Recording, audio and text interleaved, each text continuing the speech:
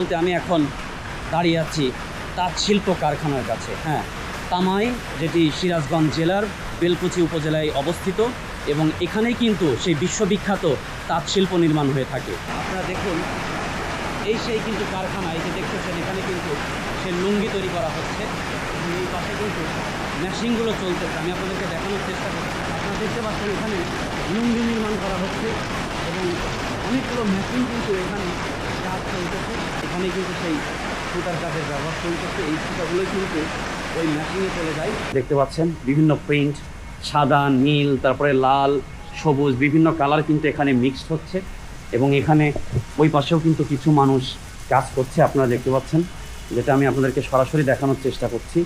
এই সেই তাঁত শিল্প সিরাজগঞ্জের, যেটি কিন্তু পুরো বাংলাদেশ বিখ্যাত, এবং এই সিরাজগঞ্জ কিন্তু বাংলাদেশকে ওয়ার্ল্ড ইকোনমিতে তাঁত শিল্পের মাধ্যমে একটা বিশাল অবস্থান তৈরি করে দিয়েছে।